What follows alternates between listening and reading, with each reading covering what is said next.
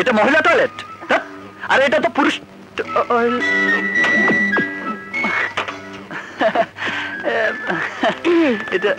কি ব্যাপার? হ্যাঁ, দেখুন না, উনি মহিলা টয়লেটে ঢুকে বসে আছে। আমি প্রিন্সিপাল স্যারের কাছে বিচার। আরে না না, দেখো প্লিজ। আরে এটা তো মহিলা টয়লেট, পুরুষ টয়লেটে ছিল। প্লিজ, এটা তো পুরুষ টয়লেট। হ্যাঁ, পুরুষ টয়লেট। হ্যাঁ, আপনার চোখ দুটি কি অন্ধ মিস্টার খ্যাপ? সাইনবোর্ডটা দেখেননি? আমি তো। হ্যাঁ, দেখবেন কি করে? আপনি তো মিস্টার খ্যাপ। আপনার স্বভাব চরিত্রটাই এমন। আপনি এত জঘন্য চরিত্র।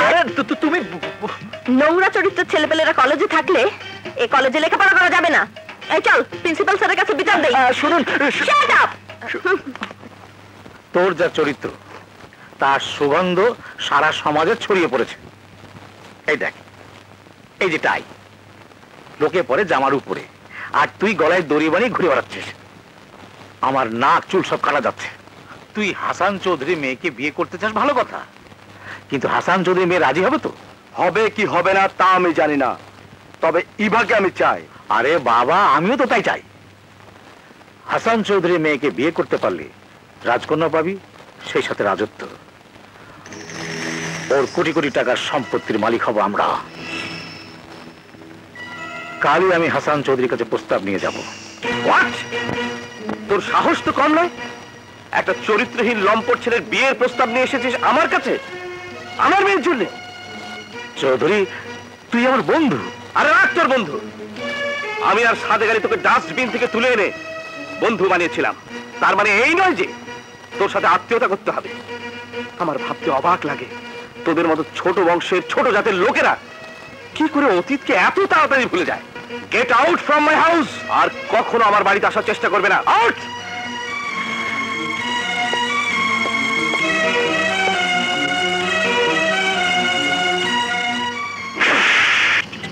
ড্যাড, চুপ শুয়োরের বাচ্চা, তোর জন্য আমার মান সম্মানিত সব চলে গেছে।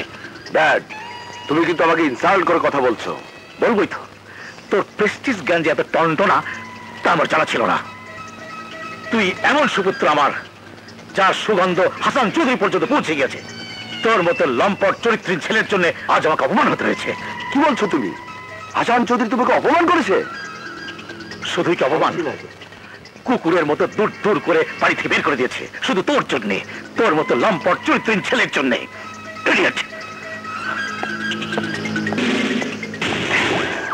হাসান চৌধুরী, তুমি আমাকে চরিত্রহীন লম্পট বলেছো, আমার ড্যাডকে অপমান করেছো।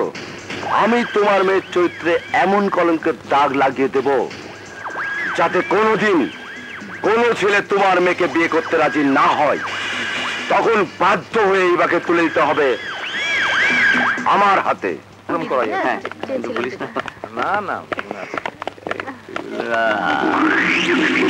সেদিন তোকে টিচ করেছিলাম, তুই আমাকে থাপ্পড় মেরেছিলি, আবার তোর বাপকেও বলে দিয়েছিস।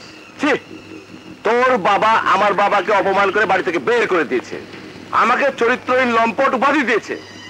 আমি কত বড় চরিত্রহীন লম্পট তা তুই এখন হাড়ে হাড়ে টের পাবি।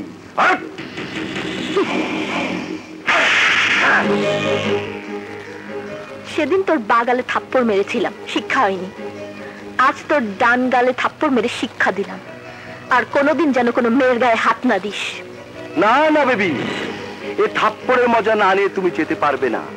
তুমি এতগুলো ছেলে মেয়ের সামনে আমাকে অপমান করলে, আমিও সবার সামনে।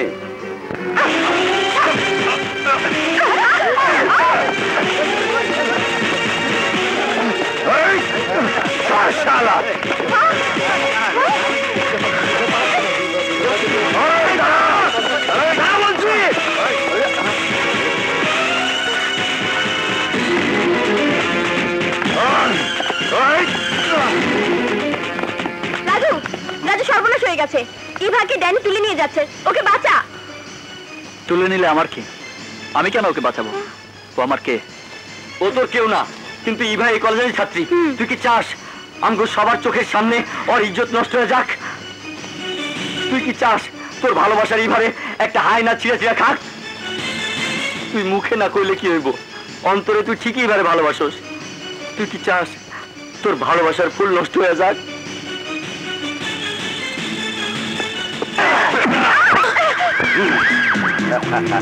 পাইলাম জল, পাইলাম শরবত।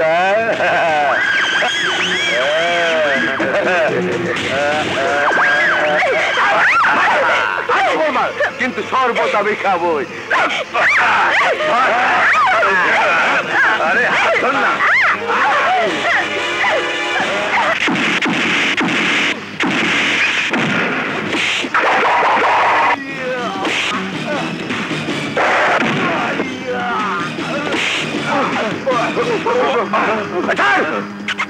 তোকে আমি দেখে নেবো, কথা মনে রাখিস।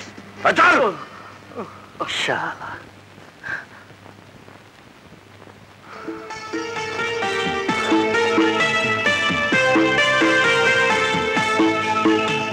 রাজু, সরি রাজু, আমি তোমাকে অনেক অপমান করেছি, আমাকে ক্ষমা করে দাও প্লিজ। ক্ষমা? কিসের ক্ষমা? আমি আমার কর্তব্য পালন করেছি, আর কিছু? রাজু, আমি জানি তুমি আমার উপর প্রচন্ড রাগ করে আছো। রাগ?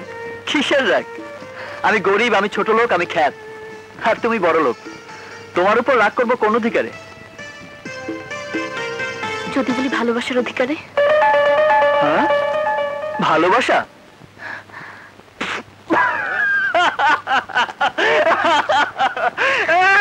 তোমরা সবাই শোনো, ভাই সব সবাই শোনো, ম্যাডাম বলে ভালোবাসার অধিকারে রাগ করতে। আরে তোমাদের মতো বড় লোকদের ভালোবাসা তো পুতুল খেলার মতো, যখন ইচ্ছে হয় ভালোবাসো, আবার যখন ইচ্ছে হয় ডাস্টবিনে ছুঁড়ে ফেলে দাও। রাজু, আমাকে তুমি সবার মতো এক পাল্লায় ওজন করো না, আমি আর 10টা মেয়ের মতো নই। প্লিজ রাজু, আমি তোমাকে ভালোবাসি, সত্যি ভালোবাসি। আমি গরিব, আমি খ্যাত, আমাকে তুমি কেন ভালোবাসবে? Is it possible? এটা সম্ভব না। সবই সম্ভব রাজু, তুমি গরিব, তুমি খ্যাত হতে পারো, কিন্তু তোমার মন অনেক বড়, সে প্রমাণ আমি পেয়ে গেছি। I love you Raju. শোনো মিস বিউটিফুল, এসব আবেগের কথায় গরিবদের মন ভরে না। তুমি আসলে খুশি হব। রাজু, আমাকে যদি তুমি ভালো নাই বাসবে, তাহলে আমার ইজ্জত বাঁচালে কেন? প্লিজ তুমি এখন যাও। আমি তোমাকে ভালোবাসি না, আমি তোমাকে ঘৃণা করি। I hate you, I hate you, I hate you. শোনো, এই কি তোমার শেষ কথা? হ্যাঁ, এটাই আমার শেষ কথা। তাহলে আমার শেষ কথাটা শুনে নাও। তুমি যদি আমার ভালোবাসা গ্রহণ না করো, এই মুহূর্তে আমি জীবন দিয়ে প্রমাণ করে দেবো যে আমি তোমাকে ভালোবাসি। কি বললে? জীবন দিয়ে প্রমাণ করবে? তাহলে দাঁড়িয়ে আছে কেন মিস বিউটিফুল? যাও যাও, আরে যাও, জীবন দাও। বলা যত সহজ, জীবন দেওয়া তত সহজ না মিস বিউটিফুল। ভাই সাহেব, ও নাকি ভালোবাসার জন্য জীবন দেবে, তা দাঁড়িয়ে আছো কেন মিস বিউটিফুল? আরে যাও, আর যাও না, লক্ষ্মীর মতো জীবনটা দিয়ে দাও, যাও না।